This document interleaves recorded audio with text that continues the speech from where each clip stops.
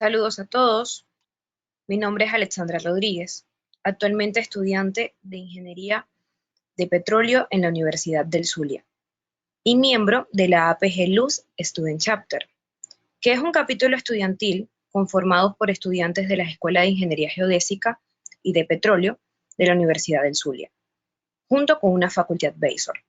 En este capítulo buscamos promover y unir diferentes áreas de las geociencias, así como impartir información de calidad. Sean todos bienvenidos. Como capítulo, queremos agradecer a todas las personas que se encuentran conectadas, a todo el grupo de la Sociedad de Ingenieros Geodestas, Geomáticos y Agrimensores de Venezuela, SIGMA, por su gran apoyo en todas nuestras actividades. Este webinar lleva por título Transformación Digital de la Petrofísica y será dictado por el ingeniero César Aguilar. El ingeniero es egresado de la Universidad del Zulia como ingeniero de petróleo y cuenta con un diplomado en caracterización avanzada de yacimiento y simulación, obtenido en la IFP, en Francia. Actualmente, trabaja en PDVSA como petrofísico senior. Tiene experiencia en actividades como caracterización de yacimientos siliclásticos y carbonáticos, naturalmente fracturados, orientados a la certificación de reservas, identificación de oportunidades de aumento de producción, reducción de producción de fluidos indeseados, y soporte estratégico a actividades de recuperación mejorada.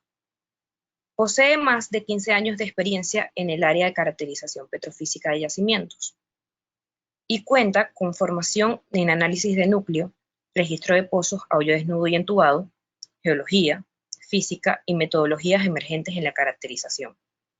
Bienvenido, ingeniero. Las preguntas o comentarios que surjan pueden ser escritas a través de la sección de preguntas. Serán atendidas una vez finalizada la presentación. Le dejo la palabra al ingeniero César Aguilar. Muchísimas gracias por esa presentación. Muchísimas gracias a todos los asistentes que el día de hoy nos acompañan. Y más por ser un día sábado, muchas gracias por ese deseo de querer aprender, de querer compartir experiencias. En este tema especial que tocaremos el día de hoy, que es la transformación digital de la industria de petróleo y gas. Específicamente hablaremos de petrofísica, pero al final es un movimiento que está teniendo cabida en toda la industria de petróleo y gas. Y por supuesto, eso nace de un periodo que podría catalogarse como crisis para algunas personas, pero a la final no es más que esa evolución continua que tienen las actividades, donde podemos convertir crisis en oportunidades de mejora. Entonces, en ese sentido, cada uno de los flujos de trabajo que tenemos dentro de la industria de petróleo y gas puede ser susceptibles de procesos de transformación, procesos de mejora, procesos evolutivos. Y en ese marco, compartir con jóvenes de los capítulos estudiantiles, jóvenes profesionales ya, sin duda es el más idóneo porque ustedes serán los encargados de llevar a cabo dicha transformación. Nosotros le dejaremos el rol a ustedes para que sigan brindando independencia energética a nuestro país, a la región, a las finales, la industria de petróleo y gas como fuente de energía es global. Entonces, en el esquema que hemos preparado para el día de hoy, me gustaría conversar acerca de la justificación de por qué esa transformación. ¿Por qué ahora? ¿Por qué no antes? Su valor agregado, conversaremos de sistemas inteligentes, análisis de clúster y mostraremos ejemplos de aplicación, 5 en este caso. Así que esta presentación está diseñada más que ahondar, porque obviamente vamos a ver 5 ejemplos en cada uno de los ejemplos, ser como el aliciente para aquellos que no conocen el proceso de transformación ser el abreboca que les genere ese apetito de seguir investigando, seguir ahondando y buscar esas oportunidades de automatización, de aplicar algoritmos inteligentes, metodologías emergentes para mejorar un proceso, por pequeño que sea. Vamos paso a paso, vamos mejorando cada uno de los procesos. Entonces, gustaría empezar por el contexto en el que estamos dentro de la industria de petróleo y gas. Y una de las cosas más importantes que nos debe llamar la atención es que no se están reemplazando los volúmenes de hidrocarburos que se producen actualmente. ¿Qué significa eso? Que estamos consumiendo más energía que la que estamos descubriendo. En este gráfico de Research Energy Cube podemos observar que el reemplazo, que debería estar por encima del 100%, en este caso llega hasta el 2017, pero es una tendencia que se ha seguido manteniendo. Imagínense tiempos de crisis donde no se ha llevado a cabo grandes procesos de exploración, no estamos recobrando el 100% de lo que estamos produciendo. Unos casos, incluso en lo que son yacimientos convencionales, estamos por debajo del 50%. Muchos de esos recobros son en yacimientos no convencionales que generan mayores costos de producción y tienen mayor complejidad a la hora de caracterizarlos. Si vemos nuestros recursos como una pirámide de recursos, donde en la cúspide están los yacimientos que tienen menor volumen, vemos que los yacimientos convencionales son el pico del ácido. Por debajo de él están los mayores volúmenes de recursos, pero alcanzarlo implica o mayores costos de producción o mayor complejidad y tecnología, ya sea en yacimientos que están en agua profunda, areniscas apretadas de gas, yacimientos de gas, bitumen, petróleo está pesado, shale oil, shale gas, hidratos de gas. Todo eso conlleva que necesitamos incorporar mayor tecnología. Tenemos también asociados mayores costos de producción. Entonces, lo que había funcionado en cierta forma durante 80 años de explotación petrolera, ya no es más a lo mejor una alternativa viable. Entonces, cada proceso debe ser revisado para ver cómo podemos incorporar nuevos conceptos y tecnologías que nos lleven a mejorar nuestros procesos en forma eficiente. Otra cosa importante en este contexto es que lo que vamos a conversar el día de hoy no es algo que es puntual, no es algo que solo unos pocos están tratando de incorporar. Si hacemos una búsqueda en una de las sociedades más reconocidas, que es la Sociedad de Ingenieros de Petróleo, STEAM por sus siglas en inglés, esto es una búsqueda al 2020, bajo un concepto de... Podemos ver que hay 13.183 trabajos asociados a Machine Learning, a inteligencia artificial, que está totalmente en boga en este momento. Para ponerlos en contexto, búsquedas de, digamos, metodologías o flujos de trabajo importantes apenas alcanzarán a lo mejor 1.500 investigadores, porque es que es un número muy grande pasar por encima de mí. Por ejemplo, Gasly, una técnica de producción, tiene alrededor de unas 1.400 investigadores que dedicaron su vida. Y en este campo estamos hablando más de 13.000. Entonces, está más que nunca en pleno desarrollo. La cosa que necesitamos conocer es que nuestras decisiones técnicas tienen un impacto económico. Ejemplo, en lo que tiene que ver con la producción en yacimientos no convencionales, tenemos esta gráfica de la Dirección Provincial de Estadística en Argentina. Tenemos pozos, número de pozos perforados, producción, la línea azul, los pozos en el histograma y tenemos los números de años.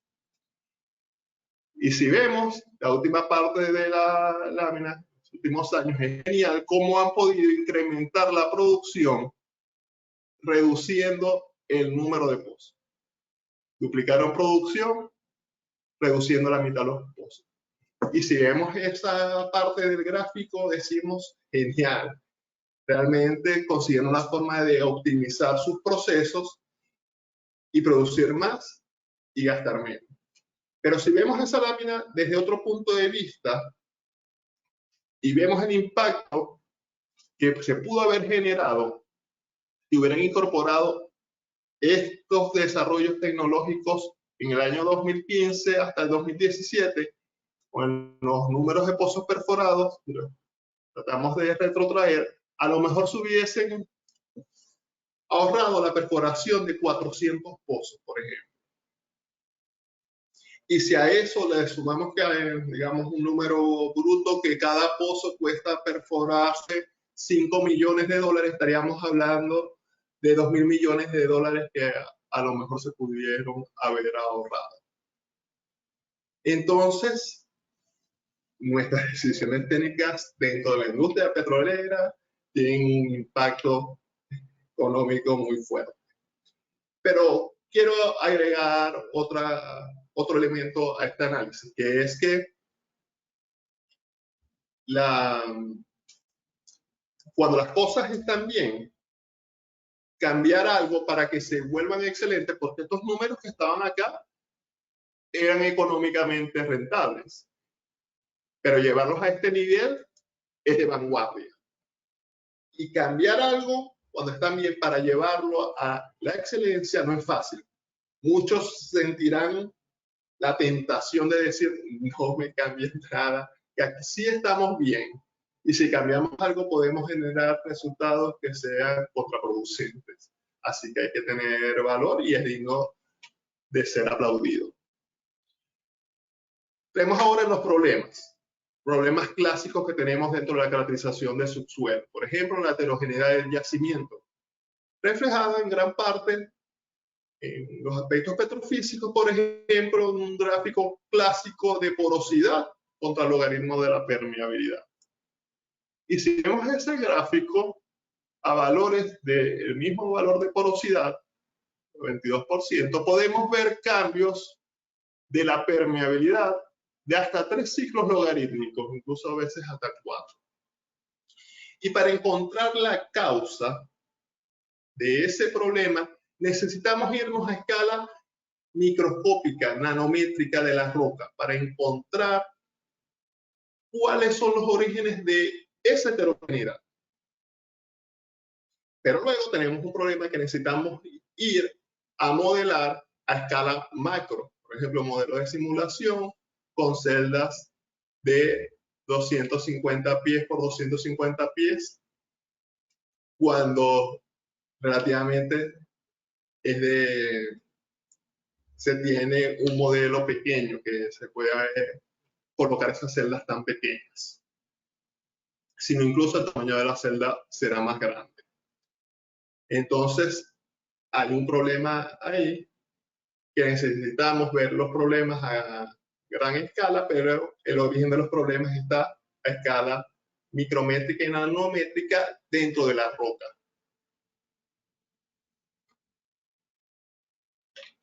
Otro problema que tenemos es que nosotros estamos acostumbrados a ver nuestros problemas con la lógica convencional booleana. O es blanco o es negro. Sin embargo, la complejidad de los procesos sedimentarios estratigráficos que dan origen a los yacimientos no es así de simple. Por ejemplo, nosotros no podemos decir que un yacimiento o es fracturado o es bugular. En muchas ocasiones tienes mezcla, tienes toda una escala de grises porque tienes tanto fracturas como bugas, cavidades de disolución, se le puede conocer. Otro problema que debemos considerar es el problema de dimensionalidad, que ya habíamos tocado un punto en la parte de tener que modelar a escala macro, pero nuestros problemas están en escala micro y nanométrica. Le añadiremos acá en esta lámina otro elemento. En el gráfico tradicional densidad neutrón de registros de pozo, tenemos estas isolíneas, que esta isolínea es la de litología arenisca, caliza, dolomita, y las lutitas generalmente están concentradas en esta parte del gráfico, en este crossplot. Ahora bien, si analizamos, vemos que hay puntos que tienen la misma litología y están bien alejados entre sí las lecturas de neutrón y densidad. Mientras hay puntos que con diferente litología pueden estar más cercanos entre sí. ¿Qué significa esto? Que utilizar la fórmula de distancia euclidiana para separar clases en caracterización de subsuelo generalmente no es lo más adecuado.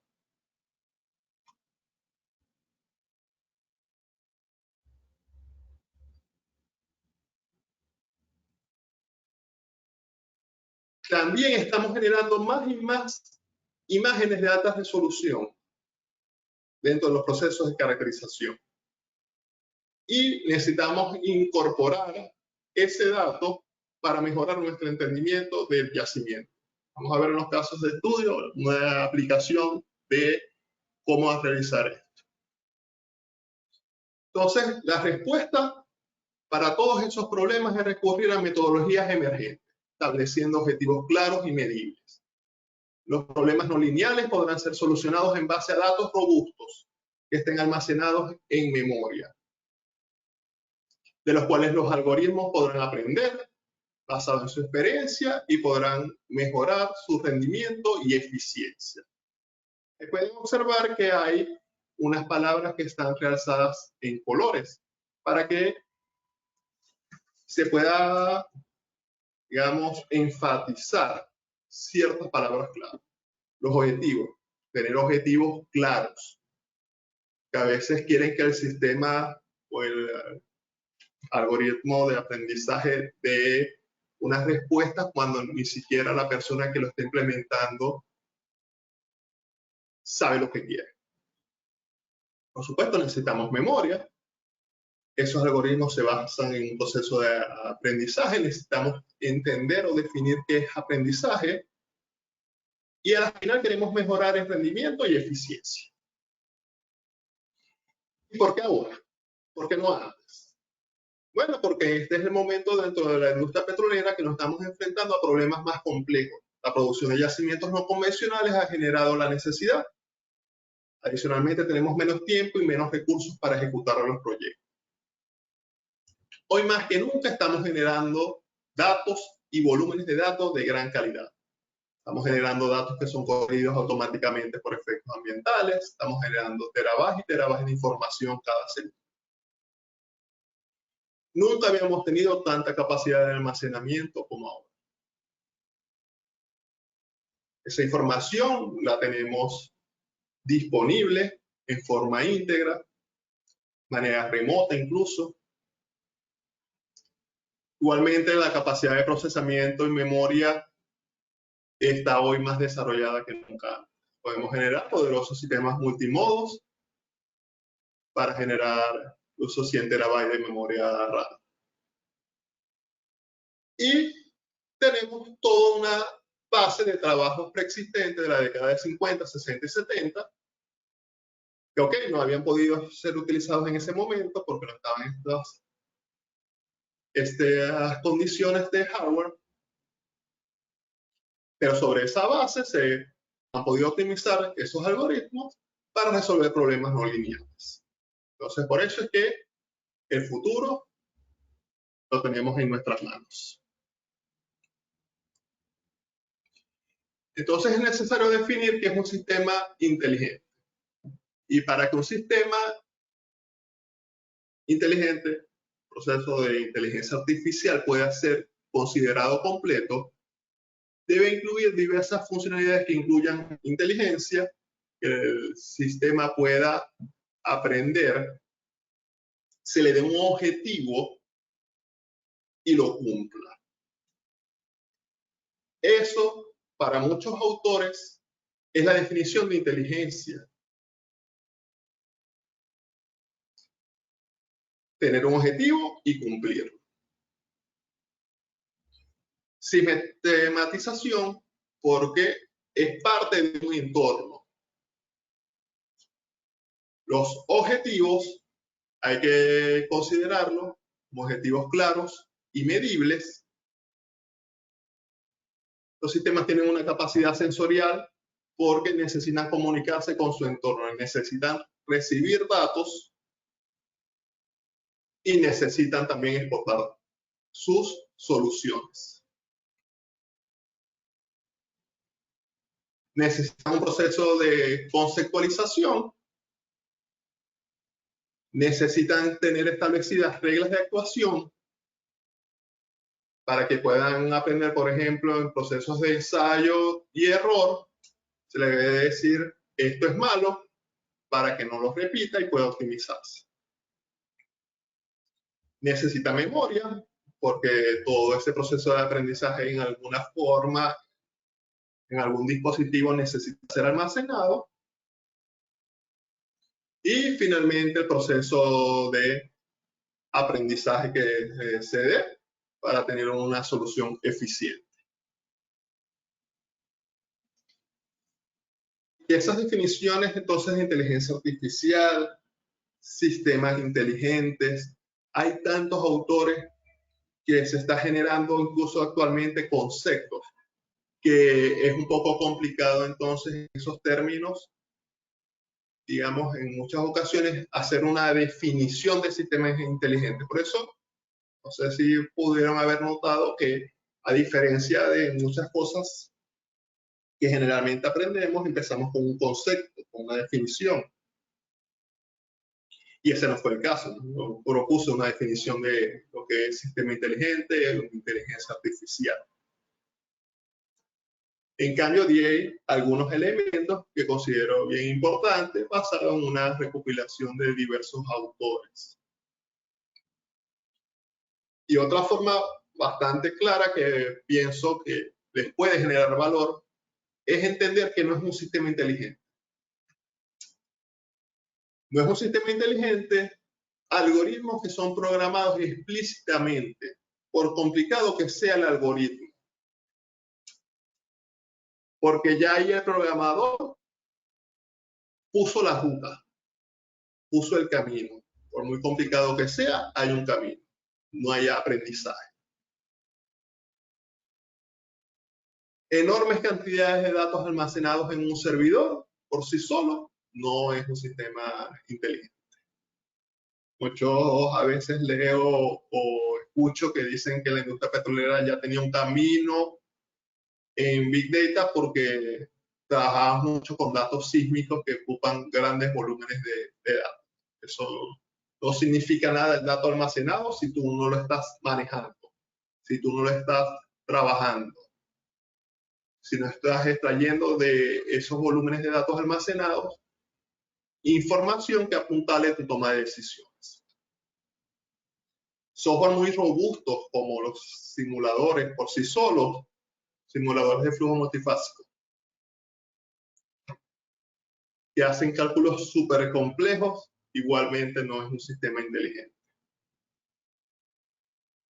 Un proceso que no se adapta, tampoco es un sistema inteligente. También lo podemos ver en forma taxonómica de clasificación, como que al final la inteligencia artificial solamente es una rama dentro de la ciencia de computación. Y dentro de esos procesos de inteligencia artificial, muchas ocasiones las personas la asocian de una vez con robótica. O sea, que inteligencia artificial tiene que replicar completamente al ser humano, aprender, caminar, totalmente robot. Y no necesariamente.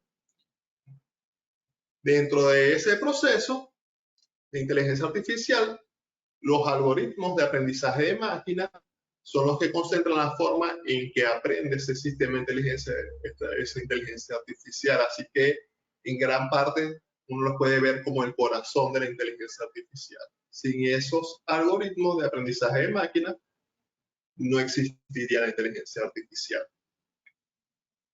Y dentro de esos algoritmos de aprendizaje de máquina hay gran cantidad de algoritmos que se están desarrollando. Mientras estamos conversando, hay personas dedicándose a desarrollar nuevos algoritmos o optimizar algoritmos existentes para resolver problemas automatizados. Y dentro de ese subconjunto tenemos, por ejemplo, el Deep Learning, aprendizaje no estructurado mediante el uso, por ejemplo, de redes neuronales. Entonces, ese problema de aprender tiene dos aristas: supervisado cuando tenemos datos de entrenamiento o no supervisados cuando no tenemos datos de entrenamiento. Y nos concentraremos en el aprendizaje supervisado. Pienso que es el que tiene más valor para la caracterización de subsuelo, debido a toda la complejidad y heterogeneidad que tiene. Sin unas mediciones de esas características de las rocas del subsuelo, es bastante complicado extraer información de datos brutos. Entonces, el problema de aprendizaje supervisado, tenemos mediciones de una variable dependiente, que es la que queremos estudiar. Tenemos n mediciones de variables independientes, registros, datos de subsuelo, pruebas con tiempo. Y queremos resolver generalmente dos tipos de problemas: el problema de la regresión y el problema de clasificar. El problema de la regresión, por ejemplo, cuando queremos predecir un registro sónico, o cuando queremos predecir específicamente el registro sónico de porte. Es un problema cuantitativo,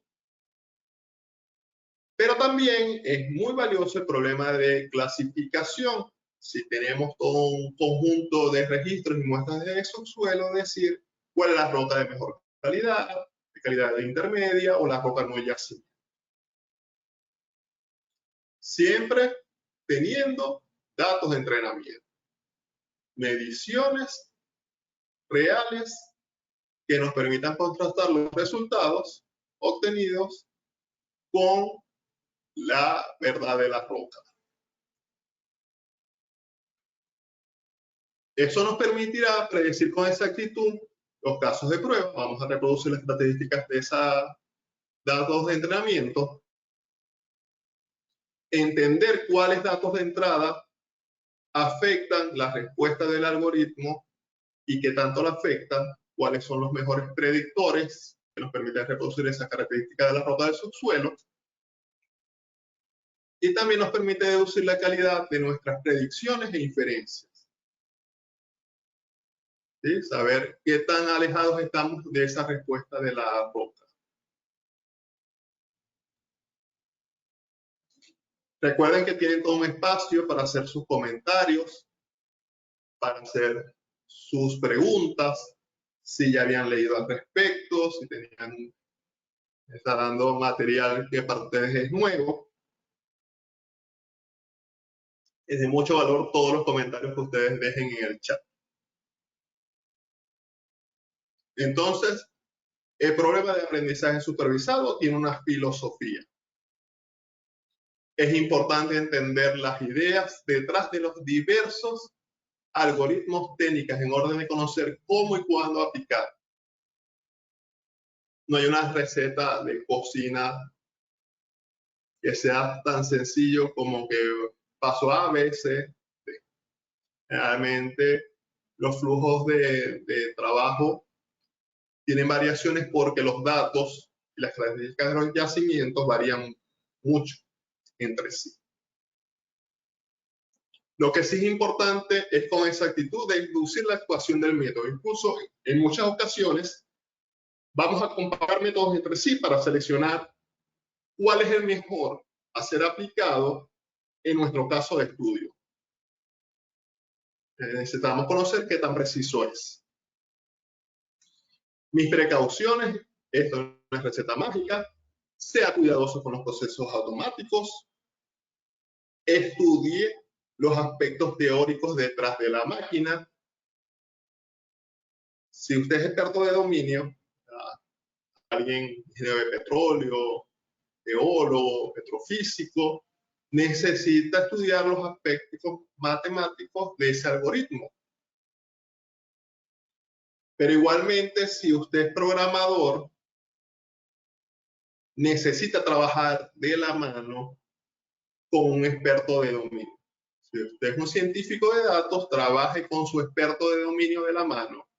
Que cada día veo más y más trabajos en los cuales se hace caracterización geológica y se muestran puros gráficos, puros plots, predicción de registros y no se muestra ni siquiera una foto de la roca. No se hace una descripción del yacimiento, si es un yacimiento de areniscas, yacimiento de siliciclástico, cuál es el rango de porosidad, permeabilidad, nada de esos elementos. Puro clic, clic, clic y listo. Finalmente, invierta gran parte de su tiempo en realizar control de calidad de los datos y de los resultados. Interprete bien los resultados. Lo que le facilita los algoritmos de aprendizaje de máquina es que ya no va a gastar su tiempo simplemente ejecutando comandos. En vez de eso, ese tiempo adicional, inviértalo interpretando y evaluando incertidumbre.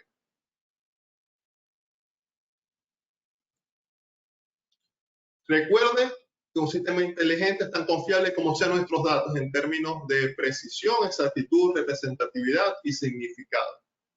Garbage in, garbage out. Le metemos basura al algoritmo y arrojará basura. Necesitamos entender que nuestras muestras de subsuelo nosotros las podemos llevar a diversos laboratorios y nos puede dar las respuestas. Eso es precisión simplemente. Pero ¿qué pasa con las muestras de subsuelo? Que una vez que están en superficie, para ser analizadas, debemos considerar todo lo que pasó durante ese proceso de extracción de las rocas. La pudimos fracturar, pudimos generar daño mecánico, le pudimos alterar la delicada estructura de las arcillas, cambios en la mojabilidad. Entonces, alteramos ese dato y ya no es exacto. También necesitamos entender que a lo mejor 10, 20, 30 tapones para un yacimiento que tiene 10 kilómetros cuadrados, 15 kilómetros cuadrados, no es representativo. O que a lo mejor esos datos no tienen significado porque nada más estamos tomando valores de porosidad, pero nuestro yacimiento es bien complejo y necesitamos saber, por ejemplo, qué porcentaje de esa porosidad en realidad está asociada a la fractura, por ejemplo, o a nanoporos o a microporos.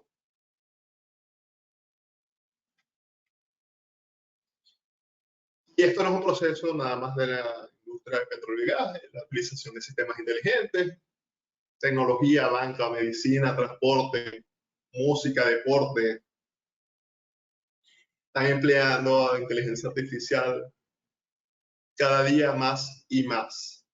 Importante para la industria petrolera es que esos costos de desarrollo generalmente ya los asumieron los gigantes tecnológicos y nosotros solamente nos tocaría implementarlos, adaptarlos. Y para aquellos que piensan que las máquinas no pueden aprender, el desarrollo que han tenido los algoritmos para aprender el ajedrez, no queden con la cara de la derrota que quedó el campeón mundial hace más de 20 años, batido por el aprendizaje de máquina. Entonces, a lo largo de la presentación veremos 5 aplicaciones para clasificación de tipos de roca, predicción de registro, definición de parámetros texturales en imágenes de alta resolución, predicción de eventos de registro de imágenes y uso de Big Data dentro de la petrofísica.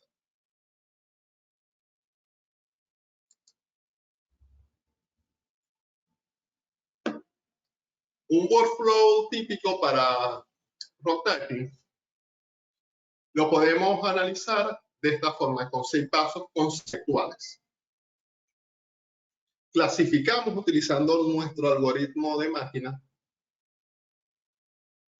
y ahí empieza todo un proceso donde necesitamos utilizar gráficos cruzados, histogramas, diagramas de caja para que validemos la congruencia de esa clasificación. Esto sería, como digamos, el ámbito estadístico. Luego comparamos con información geológica. Necesitamos incorporar toda la información geológica para comparar los resultados. De una clasificación por tipo de roca optimizada, seguramente podremos predecir la permeabilidad en función de esos tipos de roca. Si logramos mejorar nuestra predicción de permeabilidad, eso nos va a dar confianza de que el algoritmo está funcionando bien. Y sin importar qué metodología se está utilizando, necesitamos dejar unos datos que se conocen como blind well, como pozos ciegos, para poder luego comparar los resultados que dé el algoritmo con datos reales de su suelo. No podemos utilizar todos nuestros datos duros para entrenar, porque después, ¿cómo comparamos?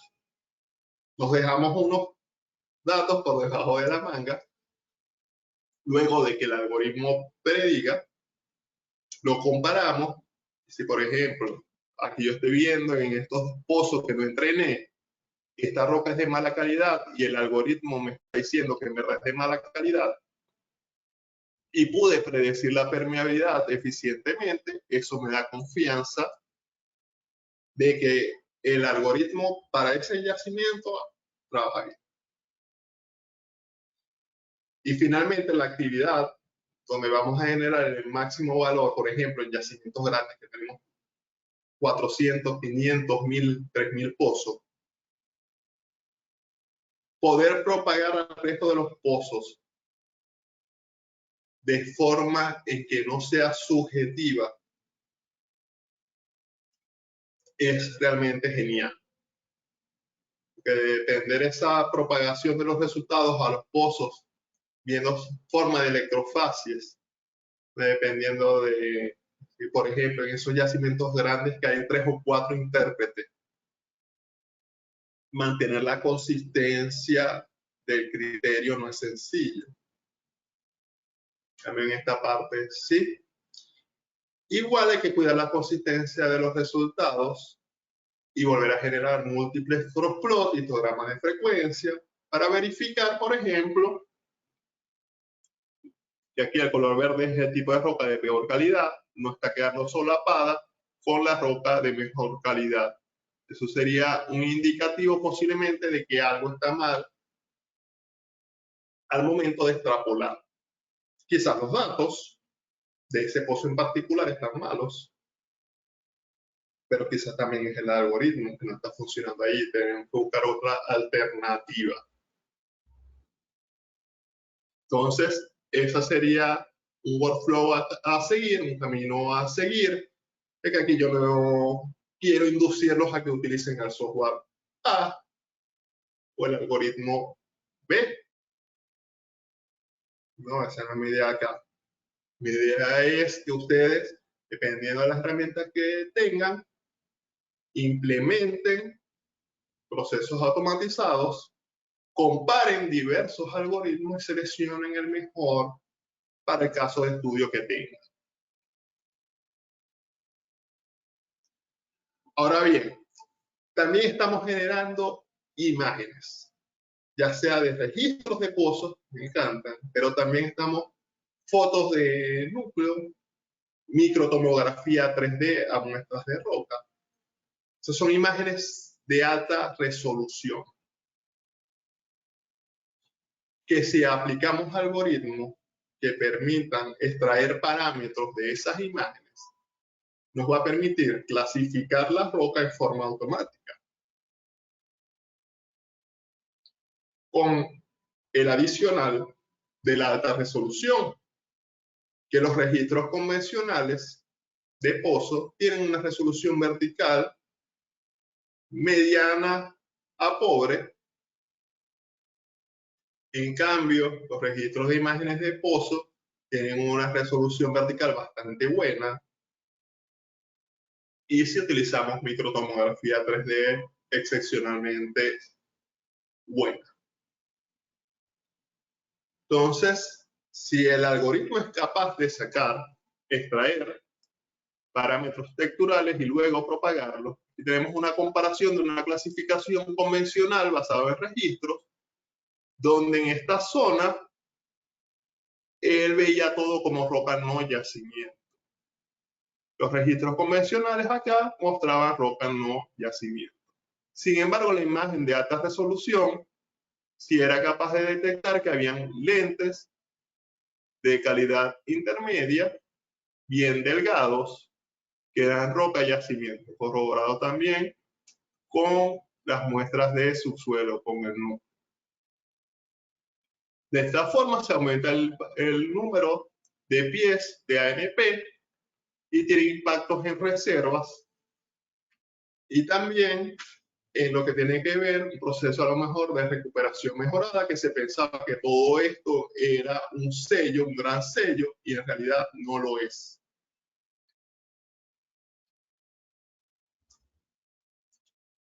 También a la hora de predecir registros usando redes neuronales, encontrarán mucha literatura proponiendo el uso de redes para predecir, por ejemplo, un ROBI, un sónico, un registro de densidad o un registro sónico. Sin embargo, aquí yo quiero darle otro elemento para que lo consideren. ¿Qué tal si podemos utilizar las respuestas de la microresistividad para mejorar las respuestas de la resistividad profunda? La microresistividad, las curvas de microresistividad tienen muchísima mejor resolución vertical que las respuestas de resistividad profunda. Y por eso es que en este caso, que teníamos roca con impregnación de hidrocarburos, con intercalaciones de lutita, la respuesta de la microresistividad leía más que la resistividad profunda.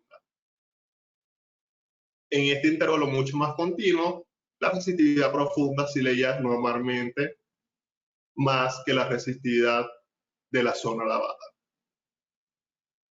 Entonces utilizar una red neuronal para con la curva de microresistividad, volumen de arcilla y porosidad, usando por procesos de capas ocultas, poder predecir la resistividad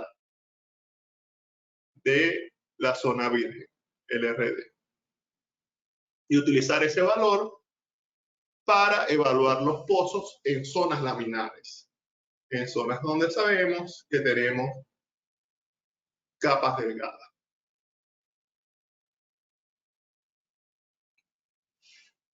También ese proceso de interpretar registros de imágenes es consumidor de tiempo.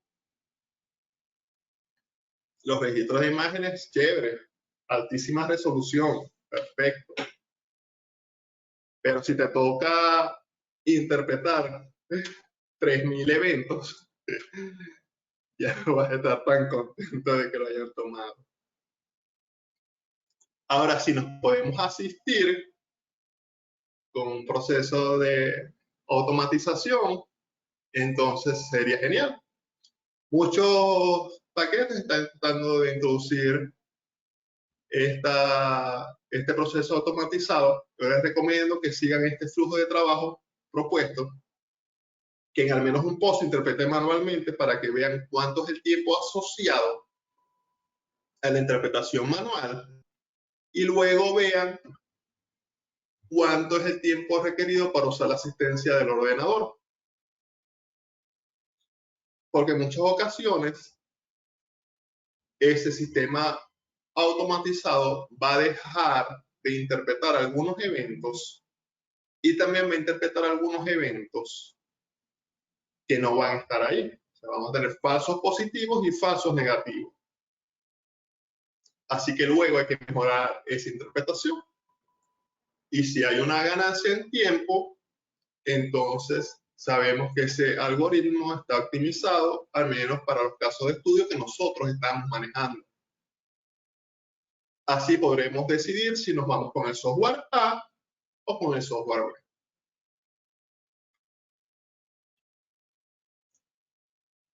Me gustaría, como última aplicación final, darles un bosquejo de cómo utilizar Big Data para la parte petrofísica.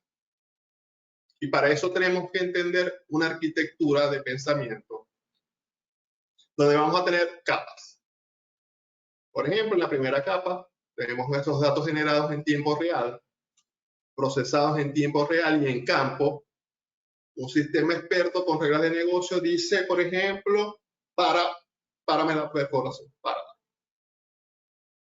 Eso, por supuesto, va a ser un ganancial. Pero hay otra capa. Tal, todos esos datos que estamos obteniendo, que estamos recopilando, históricos de muestras de subsuelo, laboratorio, registros, los integramos. Y en ese nivel, un sistema experto con reglas de negocio me dice, es preferible función de reservas, porosidades, permeabilidades, estudiar el yacimiento A antes del B y operar el yacimiento A antes del B. Y otro nivel donde además nos integremos con otras fuentes de información. No solamente datos petrofísicos, sino también sísmica, por ejemplo. Vamos a tener datos de baja densidad o datos de alta densidad. Datos estructurados o datos no estructurados. Y utilizar herramientas analíticas para procesar todas esas cantidades de datos. Para generar incremento de eficiencia, incremento de reservas, reducción de fluidos indeseados, grandes ventajas que podríamos tener. Ya con eso terminamos las 5 aplicaciones, pero no quiero cerrar la presentación sin decirle que es necesario usar dashboard para generar vistas múltiples para nuestros análisis de datos. Todos nosotros estamos acostumbrados a histogramas de frecuencia, diagramas de torta. Pero si cada uno está en una slide y no en conjunto, la toma de decisiones de los gerentes quizás no va a ser la más adecuada. Facilitémosle la toma de decisiones.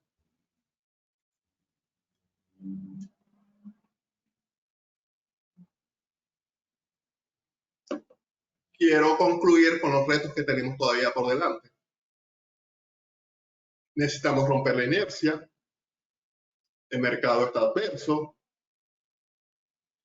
Yo soy de los que creen que estas metodologías va a salvar empleo más de lo que va a quitar.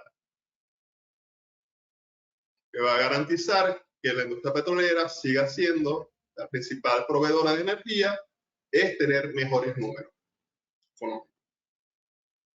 Necesitamos adquirir cultura de ciberseguridad si queremos tener datos en la nube, trabajar en forma remota. Y después vamos a utilizar de clave nuestro número de identidad y vamos a poner los datos de la compañía. No se puede hablar de transformación digital y poner todos nuestros datos expuestos en forma insegura. No. Y necesitamos mantener una continua innovación. Mejoraremos el proceso hoy, mañana y después. Recuerden que todos los modelos están errados, pero algunos son valiosos. Gracias por su tiempo. Espero hayan disfrutado la presentación. Vamos a pasar a la sección de preguntas y respuestas espero que haya sido de su agrado. Muchas felicidades, ingeniero César, por su presentación. Todos los participantes pueden realizar sus preguntas en la sección correspondiente en el panel. Sin embargo, ya tenemos comentarios, saludos y preguntas en el chat. Andrea Muñoz pregunta: buenas tardes, ingeniero. ¿Recomienda algún autor para que podamos aprender acerca de redes neuronales? Sí, se está generando bastante información, más que todo en inglés. Yo les puedo dejar, ustedes solicitaron los correos, ¿verdad? Ustedes tienen una base de datos de correo, ¿verdad? Para Sí, dejarles, correcto. para pasarle una bibliografía, pasarle cosas en español que yo haya hecho y dejarles algunos links. Por lo menos se me viene a la mente un libro que está trabajando bajo la modalidad de que uno lo puede leer gratuitamente y luego cuando pueda pagarle al autor. Entonces el libro de menos de 100 páginas del Machine Learning, modelo de negocio. Por eso todo esto está cambiando con esta generación de libros digitales. Entonces los autores también se implementaron eso de que incluso ahora uno puede leer el libro convencido de que su producto es bueno y luego de que lo lee lo puede pagar. Así no fomentamos la piratería y podemos todavía leer material de calidad en caso de que tengamos escasos recursos. Entonces le daré ese libro y link a mi material. Perfecto. Yaderis Terán dice: excelente presentación. Saludos desde Comodoro. Saludos, Yade. Gusto escucharte. Hace más Michelle que Quebrada, no te puedo ver. Michelle Quebrada dice: muchísimas gracias por compartir sus conocimientos con nosotros, ingeniero César. De nada, gracias por acompañarnos. Andrea Muñoz dice también: muchas gracias por su tiempo esta tarde. Gracias a ustedes. En vista de que no tenemos más preguntas, en agradecimiento al ingeniero César por todo su tiempo y su disposición por hacer realidad esta actividad, queremos hacerle llegar el siguiente reconocimiento de parte de todo el equipo AAPG Luz Student Chapter. Muchas gracias, ingeniero. Muy amables, muy agradecidos por la invitación. Sigan adelante generando estas actividades para la comunidad científica en general. Comentaba antes que esto es un maratón. Tanto los equipos organizadores como los asistentes necesitamos todos trabajar de la mano. Necesitamos colmar cada una de estas actividades para que haya motivación de los diversos ponentes, de los diversos organizadores. Aprovechemos de nuevo, como dije al principio, crisis lo convertimos en oportunidad. Ahora podemos aprender en forma remota con ponentes de diversas partes, muchos de los más predispuestos a compartir sus experiencias, y ahora ya no hay la excusa de que vivo lejos, de que no hay pasaje, no tenemos una ruta de avión que nos conecte directamente. No, ahora estamos al alcance de un clic. Un ejemplo más de transformación digital, esta vez en aprendizaje. Bueno, Tenemos gracias. una última pregunta del señor Anthony Prince. Pregunta: muchas gracias por la información. Excelente presentación. ¿Cuál ha sido la experiencia de aplicar inteligencia artificial en la industria petrolera nacional? ¿Hay evidencias del impacto en cuanto al aumento de la producción de algún yacimiento o mejoras en la productividad de las operaciones? El nivel, si volvemos a la parte de taxonomía, el nivel puro incluso de los autores más light de inteligencia artificial no está cubierto. no está cubierto todavía. Eso es una promesa de valor. Pero el nivel de aprendizaje de máquina, de algoritmos optimizados, sí está disponible, y esos algoritmos se pueden implementar no solamente en la petrofísica, sino también en análisis de pruebas de presión, de producción. La producción siempre es un poco más complicada. Recuerden que la producción, por ejemplo, la producción de un pozo puede depender de las condiciones del yacimiento, pero las condiciones del pozo también por sí mismo. Por ejemplo, si dañaron al pozo durante la perforación, o si el pozo no está completado en las zonas más idóneas por una decisión gerencial, o un problema humano, o no detonaron bien los cañones, por ejemplo. Pero a nivel de caracterización estática es idóneo, petrofísica es idóneo. Recuerden que los casos de aquí mostré son casos reales, todos documentados, todos estos casos documentados. Por ejemplo, permite incorporar reservas que estaban siendo subestimadas por la pobre respuesta de resistividad profunda, zonas que estaban siendo subestimadas. Si la lectura de la resistividad profunda no aumenta lo suficiente, entonces la saturación de agua que se obtiene es más alta y esas zonas son subestimadas. Este ejemplo mostrado acá de refinación de parámetros texturales también está de la mano del anterior, zonas que anteriormente iban a ser subestimadas por la escasa resolución de los registros convencionales, que van a ser definidas como roca no yacimiento, fueron definidas como roca yacimiento. Y los procesos automatizados de clasificación, esas no son imágenes ilustrativas, es un caso real, donde la traducción es una mejora en la clasificación por tipos de roca, porosidad, permeabilidad, cotejo histórico. Un yacimiento con más de 300 pozos del lago de Maracaibo. Entonces, ese proceso de propagación manualmente de electrofacies, por ejemplo, podría haber tomado unos 5 meses. Y luego de tener todo ese proceso optimizado, se pudo propagar, cuestión de horas, luego de tener todos los pasos previos que ya se han comentado, un control de calidad, analizar bien los resultados, decidir si nos quedamos con el algoritmo A, con el algoritmo B, analizar esta parte bastante a detalle, de que en pozos ciegos que no habían utilizado en el entrenamiento, cómo funcionaba el algoritmo A, cómo funcionaba el algoritmo B, y decidir que el que mejor se comportó en el pozo ciego era con el que nos íbamos a quedar. Entonces, sí, la respuesta es sí. Perfecto. Las preguntas que quedaron pendientes. Pero a nivel de machine learning, no a nivel de inteligencia artificial.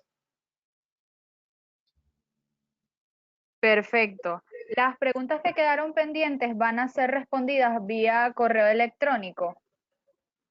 En nombre de todos los integrantes de este capítulo estudiantil, quisiera agradecer a todos los participantes por haberse conectado esta tarde a esta actividad. Esperamos que haya sido de provecho para todos ustedes. Igualmente a Sigma por toda su colaboración para la realización de este evento. De igual forma, los invito a que nos sigan en todas nuestras redes sociales para que no se pierdan ningún detalle de todas nuestras publicaciones y futuras actividades que estaremos realizando. Esto ha sido todo por hoy. Cuídense. Feliz fin de semana para todos.